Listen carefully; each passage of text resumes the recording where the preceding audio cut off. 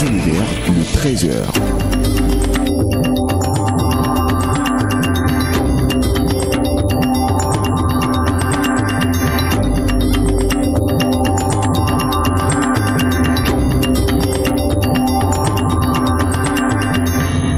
Jeudi 16 mai 2024, à toutes et à tous, bonjour et bienvenue au journal.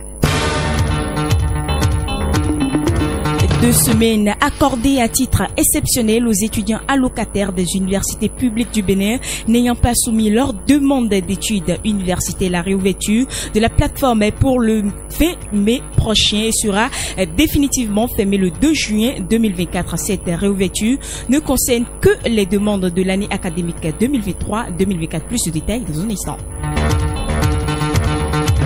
Une semaine culturelle et d'interaction avec les étudiants est en cours à l'université d'Abomey-Calavi. Le jeune étudiant face aux déséquilibres scientifiques, culturels et environnementaux est la thématique au cœur des échanges.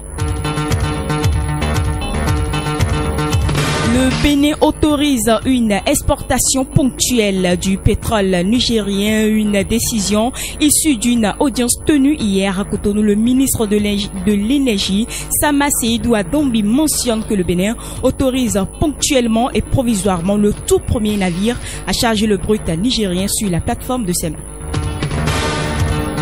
Et au menu de l'actualité sportive, la 17e journée de la Super League Pro du Bénin s'ouvre ce week-end. L'Autopopo joue US Cavalier à Grand Popo, tandis que la Côte d'Ivoire a été douchée hier par le pays hôte Ghana en ouverture du tournoi UFOA B qualificatif pour la prochaine CAN U17. C'est tout pour les titres. Place au développement.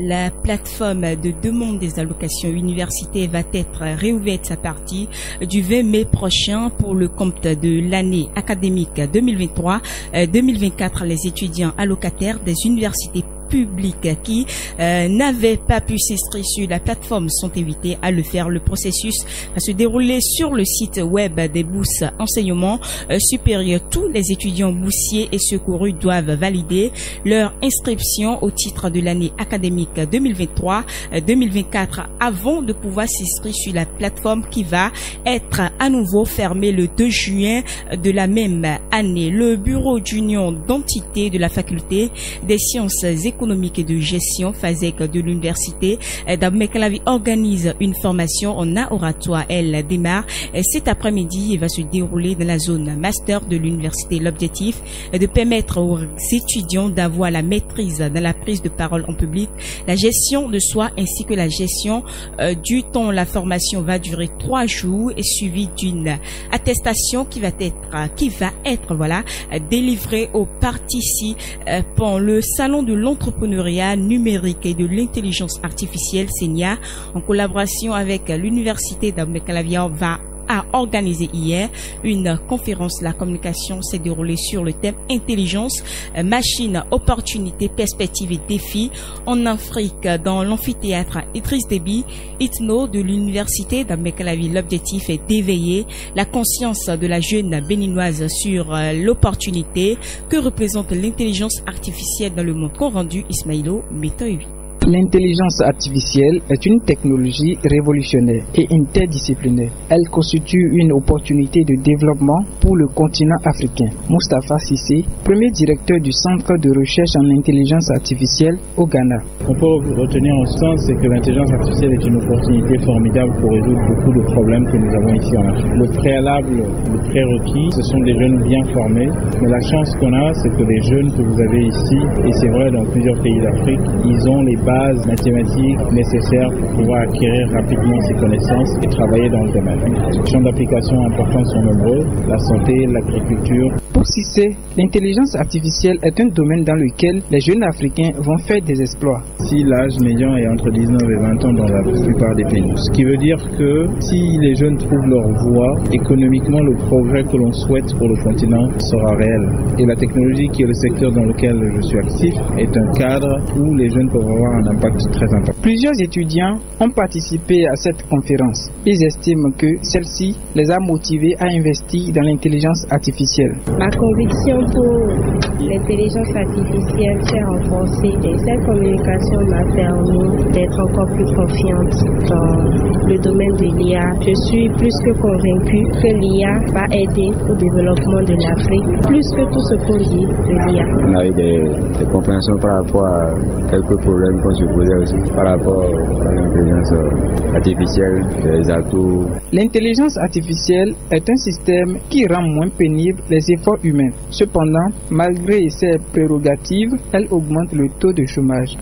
Et je l'annonçais en titre, le jeune étudiant face aux déséquilibres scientifiques, culturels et environnementaux. C'est le thème qui fait objet d'une semaine culturelle d'interaction avec les étudiants organisée par le groupe biblique des élèves et étudiants du Bénin. Elle se déroule sur le terrain Hassan de l'université d'Abou-Mekalavi. Cette semaine culturelle vise à rassembler les étudiants autour des thématiques scientifiques et environnementales. Moïse Fayonou, président d'organisation, est revenu sur l'utilité du thème choisi. Le thème général de cette année, c'est les jeunes étudiants face aux déséquilibres scientifiques, culturels et environnementaux. Ce thème, ça, c'est pour les étudiants. Je vais dire que c'est Dieu même qui l'a inspiré. Mais étant un groupe public, dans notre domaine, nous voyons ce qui se passe aujourd'hui dans la vie des étudiants. Vous voyez peut-être un étudiant qui est hautement spirituel, il se dit qu'il est spirituel, mais côté scientifique, il ignore tout. Côté environnemental et culturel, il ignore tout. Il se dit qu'il est vraiment, parce que lui, il est dans sa religion uniquement.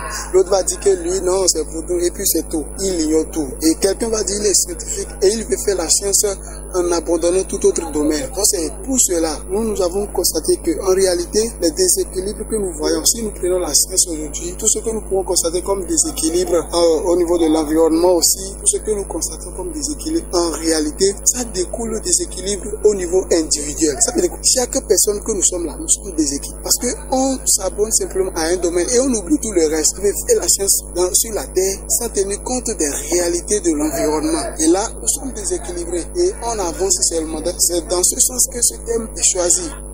Et cette semaine culturelle a démarré depuis le lundi dernier, se poursuit avec plusieurs activités au programme. Il faut ajouter qu'une campagne de bilan sanguin gratuit est ouverte à tous les étudiants ayant participé à cette semaine culturelle. La communauté des communes de Kéro, Kondé, Penko, de Capé de l'université d'Abou-Mekalavi organise la première édition de la journée des étudiants des 2 Capé le 19 mai prochain au sein de l'université. Cette journée va être couronnée de plusieurs activités et va tourner autour de plusieurs thématiques. Les objectifs, le programme de cette activité sont résumés dans cette production de Colombe Lissane. Le but principal de cette journée est de promouvoir la coopération et la familiarisation entre les étudiants des communes de Kérou, Kouandé et Péonko, résidant à l'université, et les aider dans le domaine entrepreneurial. Bio Sabi, président de l'association des étudiants de la commune de Kérou et président du comité d'organisation. La journée de l'étudiant des 2 Capé est une journée qui a pour but de promouvoir la cohésion, la coopération et la familiarisation au sein des jeunes étudiants des 2 Capé que nous sommes résidents au sud Bénin. Elle a pour but également de faire une orientation entrepreneuriale au sein de cette jeunesse, d'orienter cette jeunesse dans le domaine entrepreneurial à entreprendre, surtout dans le domaine agricole, en fonction des potentialités dont dispose la communauté des 2 Capé. Plusieurs activités vont meubler cette journée, un match de football, des ateliers et des conférences sur des thématiques comme l'étude cumulée à l'apprentissage aux autres corps de métier. Bio Sabi. Plusieurs activités sont au programme de cette journée, à commencer par un match de football. Pour un match de football, nous aurons des ateliers de conférences, débats, des ateliers de conseils et beaucoup d'autres. Il y aura également des danses culturelles, une partie festive qui va se dérouler à la plage. La journée est à sa première édition. Une production de Colombe Lissano qui porte la signature vocale de Delphine Rouillon fait en tout à l'université de Parakou. Le président de l'Union nationale des étudiants de l'université Wilfrid Toloquin a annoncé hier la radiation de son directeur de cabinet civil. Selon les informations, Nathan a commis des fautes graves portant atteinte autant pour moi à l'intégralité et au bon fonctionnement de l'institution. Cette radiation va empêcher désormais Nathan de bénéficier des privilèges de l'organisation. Le compte rendu du Conseil des ministres est à suivre après cette courte pause.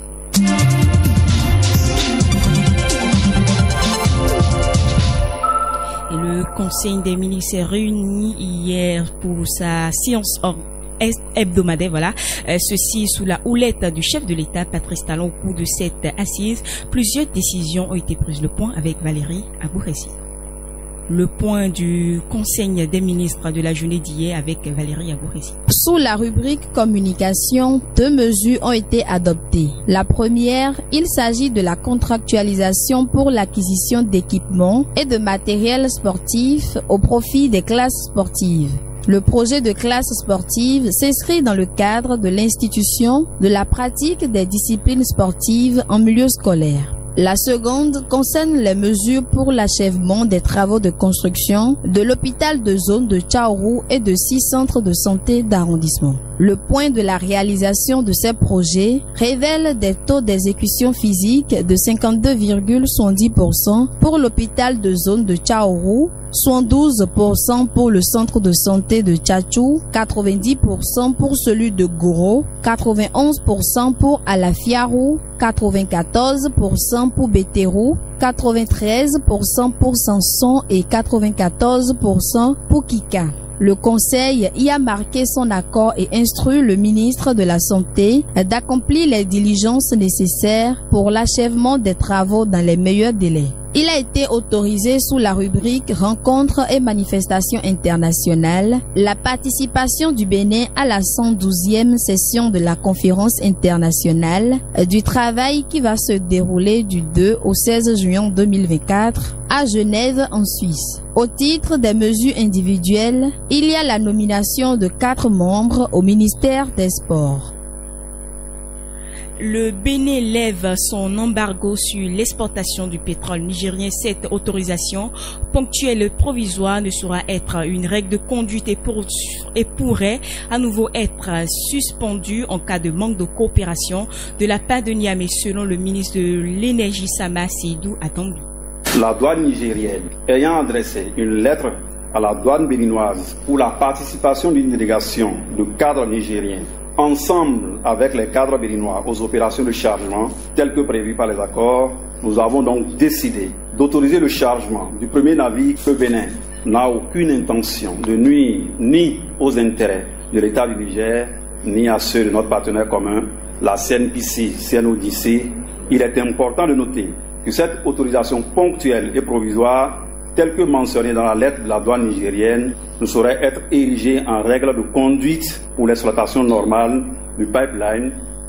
Face à cette situation, le parti Les Démocrates invite le gouvernement béninois à préconiser le dialogue entre les deux pays et sans ingérence. Le parti demande au président béninois de considérer la crise comme problème national. Guy Mitokbe, le chargé de communication du parti Les Démocrates. Au regard de notre histoire commune, il y a lieu de réaffirmer avec force et conviction que la mise en œuvre du pipeline est la continuité des bonnes relations qui ont existé de tout temps entre les deux pays.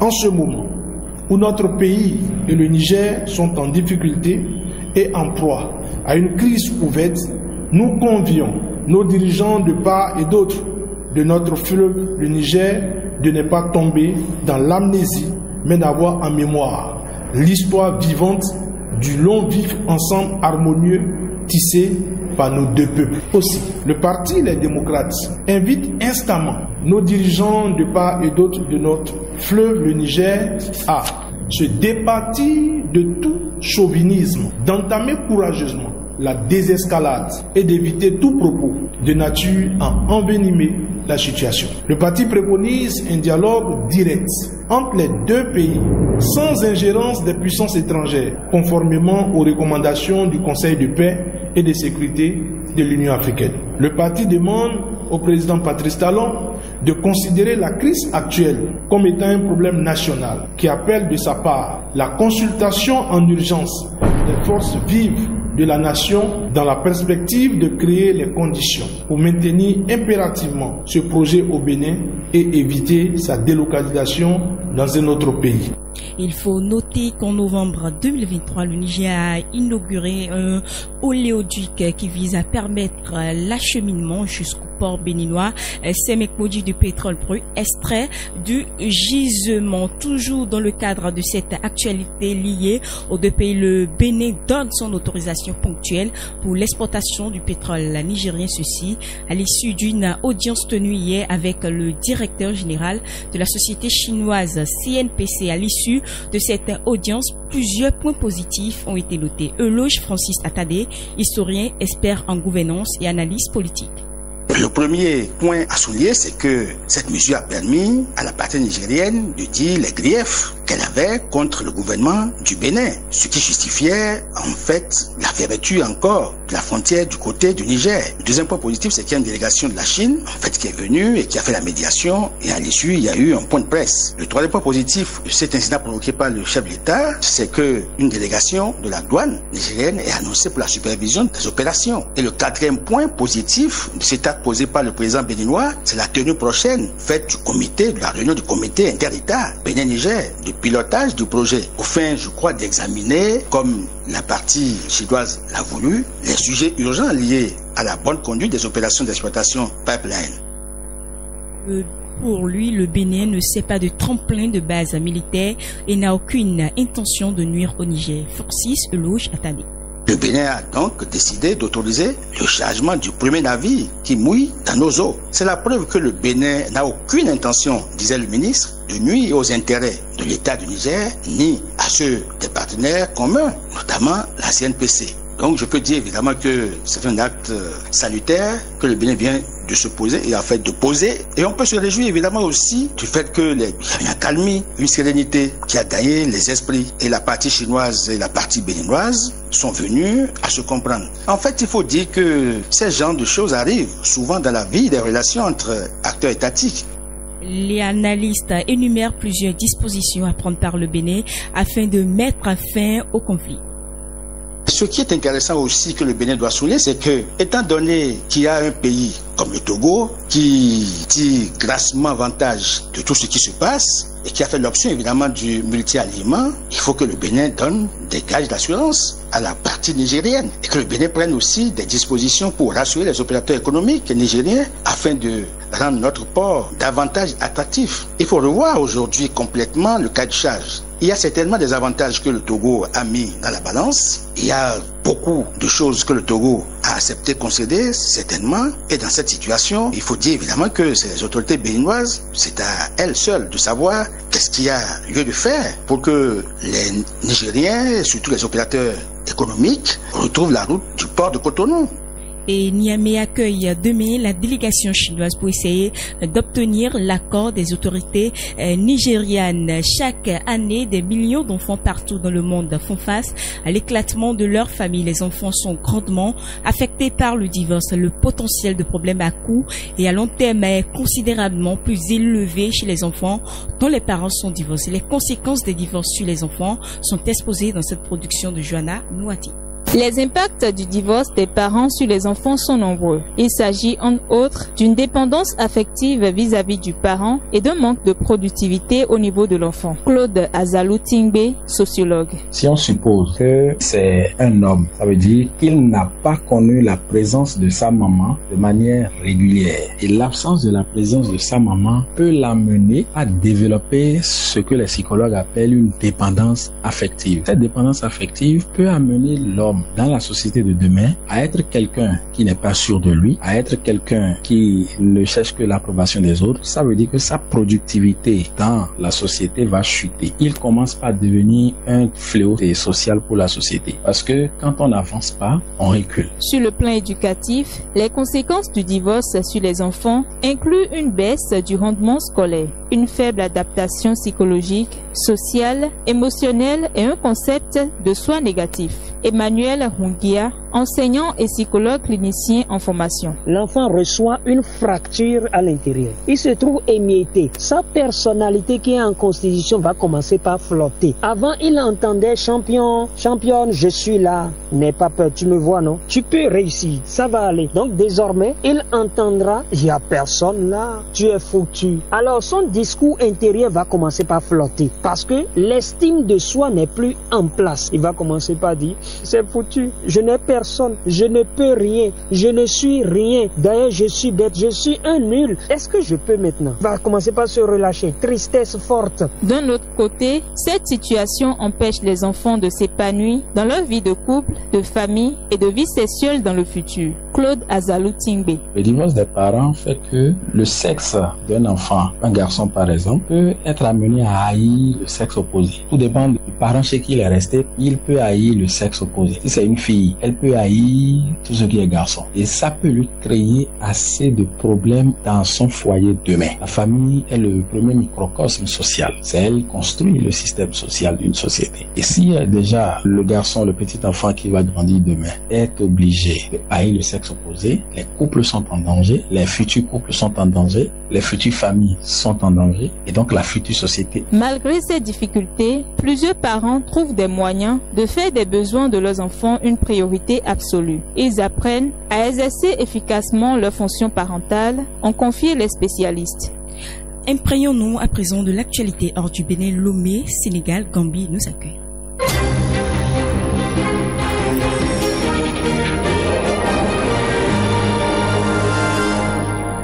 Osenisiki, bonjour à vous. Bonjour, Juno Kaïsosu. Et notre première destination, c'est Lomé, la citoyenneté, bientôt unité d'enseignement dans les universités publiques du Togo. Juno, les universités publiques du Togo vont intégrer dans les parcours de formation des unités d'enseignement sur la citoyenneté responsable, la cyber-citoyenneté et l'éducation aux médias, un atelier dédié à ce programme sur le thème intégration d'approche participative dans les curricula d'universités sélectionnées au Togo et création d'approches innovantes pour le développement créatif. Les participants sont en réunion depuis le 13 mai passé et finissent demain. Et au CENI, toujours Togo, la pathologie du sang fait un sujet de 2 congrès. Le deuxième congrès international de la Société africaine francophone d'hématologie et le premier congrès de la Société togolaise d'hématologie, d'immunologie et de transfusion sanguine se sont ouverts ce mercredi au centre des conférences de Ecobank à Lomé, célébrant les 30 ans de la Société africaine francophone d'hématologie. Et cet événement rassemble des experts pour discuter des avancées et des défis dans le traitement des maladies sanguines. L'université numérique tchèque Midoukan organise un colloque sur le secteur informel et là nous sommes au Sénégal. Il a débuté ce matin à l'auditorium Kaliama Fala, l'université Cheikh Anta Diop, ainsi que sur la plateforme collaborative de l'université numérique Cheikh Amadou Kane et va continuer jusqu'à demain. Ce colloque vise à établir un cadre scientifique interdisciplinaire favorisant la recherche à l'action pour structurer efficacement les groupes professionnels informels, renforçant ainsi leur ancrage sociétal. Cette première édition prépare la mise en place à l'université numérique Cheikh Hamidou Kane d'une licence, d'un master et d'une formation doctorale en sociologie économique axée sur le secteur de l'informel. Il va être placé sous la présidence du professeur Moussa Lo, recteur de l'université numérique Cheikh Hamidou Kane, et du professeur Amadou Ali Mbaye, recteur de l'université Cheikh Anta Diop, qui va animer la conférence inaugurale. L'ex-ministre de l'Intérieur de la Gambie sous un autre régime aussi. Juno, il a été condamné à 20 ans de prison par un tribunal russe tribunal suisse pour les crimes contre l'humanité. L'ancien patron du ministère de l'Intérieur gambien est reconnu coupable d'actes commis entre 2000 et 2016 en collaboration avec l'ancien président Yahya et d'autres hauts responsables des forces de sécurité du pays. Ces actes qualifient d'atrocités par la Cour visant à réprimer violemment toute opposition au régime, s'attaquant aux opposants et à leurs proches. Cette condamnation marque un tournant majeur dans la lutte contre l'impunité pour des crimes commis sous le régime autoritaire de Yahya Juno. Il faut noter que l'arrestation d'Ousmane Sonko en Suisse en 2017 fait suite à une plainte déposée par l'ONG Trial. Le journal des sports 100% foot de Deogracias Capo, c'est après cette pause de 8 secondes. Le journal, la page des sports.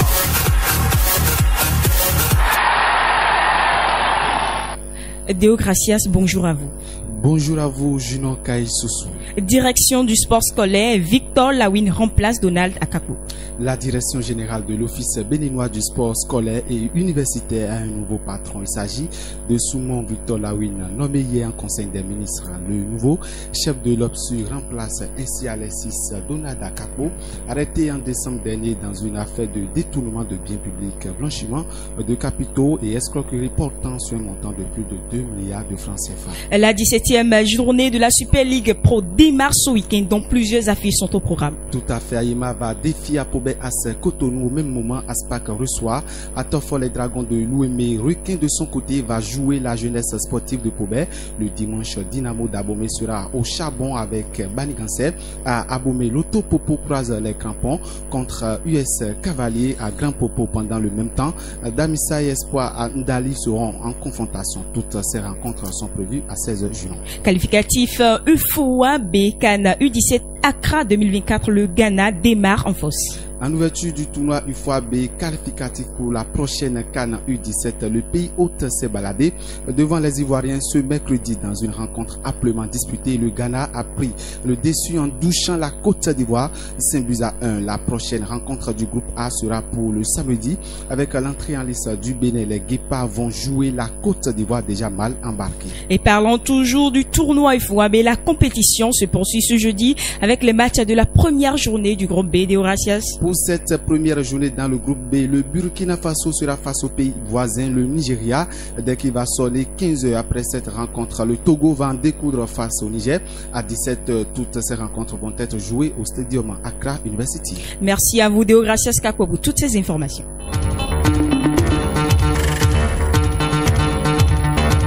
Et merci à vous aussi, aimables auditeurs et auditrices de la 108.0 FM. Vous l'aurez compris, c'est la fin de cette édition dont la mise en onde est l'œuvre de Finagnon Igor Tonwewa. Préparation et réalisation, Delphine Wumwi à la présentation. Je suis Kai Junon Soso. Portez-vous bien et bel après-midi.